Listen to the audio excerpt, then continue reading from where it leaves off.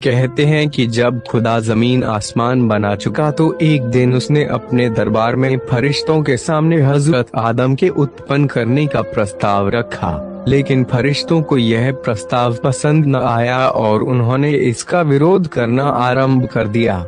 उन्होंने कहा, हम आपका हर एक काम हर समय करने के लिए तैयार हैं और आपको किसी भी नए प्राणी की आवश्यकता नहीं है, तो आप आदम को पैदा करने का विचार मन में क्यों लाते हैं? क्या आप जमीन पर ऐसे जीव को पैदा करना चाहते हैं जो वहां झगड़े फसाद करके खून बहाए? हमारी राय में तो आपको आदम के बनाने की कोई जरूरत नहीं है, आगे जैसी आपकी मर्जी। फरिश्तों ने प्रस्ताव स्वीकार न किया तो अल्लाह मियां जरा नाराज हो गए और उन्होंने गंभीर होकर उन सब से कहा, देखो, इस समय आदम का पैदा करना बहुत जरूरी है। आदम को पैदा करने के पीछे क्या रहस्य है, यह तुम नहीं समझ सकते। आदम को जरूर पैदा किया जाएगा। इतना कहकर उन्होंने जिब्राइल फरिश्ते को हुक्म दिया, जाओ जमीन पर से एक मुट्ठी मिट्टी ले आओ जिससे हम आदम को बनाएं। जिब्राइल ने जमीन के पास जाकर उससे एक मुट्ठी मिट्टी मांगी, लेकिन जमीन ने साफ मना कर दिया। उसने कहा, अल्लाह की कसम, आदम पैदा होकर मेरे ऊपर खून खराबा करेगा, इसलिए मैं हरगिज भी अपनी मिट्टी न दूंगी। जाओ तुम खुदा से यही कह देना। जमीन की बात सुनकर जिब्राइल लौट आए और सारा वृत्तांत अल्लाह को सुना दिया। इस बार अल्लाह ने मिकाईल फरिश्ते को जमीन से मिट्टी लाने के लिए भेजा, लेकिन उन्हें भी सफलता नहीं मिल सकी। फिर अल्लाह ने इस्राफील को खूब समझा बुझाकर भेजा, लेकिन जमीन ने इनको भी वही उत्तर देकर टरका दिया और यह जैसे खाली हाथ गए थे वैसे ही आकर खड़े हो गए। इस्राफील भी खाली आकर खड़े हो गए तो अल्लाह मियां को रोष हो आया। उन्होंने कहा, आज जमीन इतना दुस्साहस कैसे कर रही है और इन सब फरिश्तों को भी क्या हो गया है?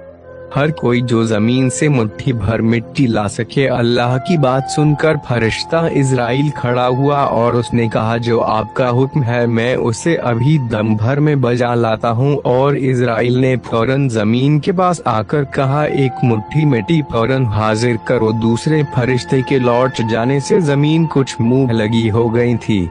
उसने उन्हें भी वही रूखा जवाब देकर टालना चाहा, लेकिन इज़राइल ने उसे बड़े जोर की धमकी दिए, जमीन तू या तो चुपचाप मुझे मुट्ठी भर मिट्टी दे दे, नहीं तो मैं तुझे कल को ही उठाकर ले जाऊंगा। इस घमंड में न रहना कि 3 फरिश्ते आकर लौट गए।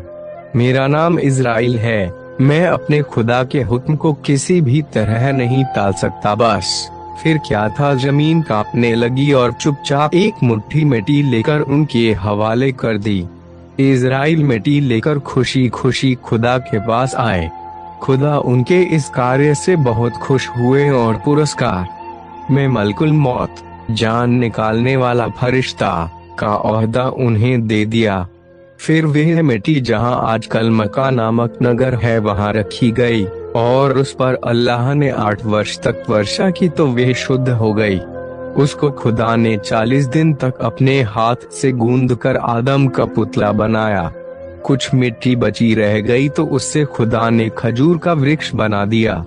फिर वह पुतला 40 वर्ष तक जमीन पर ही पड़ा रहा।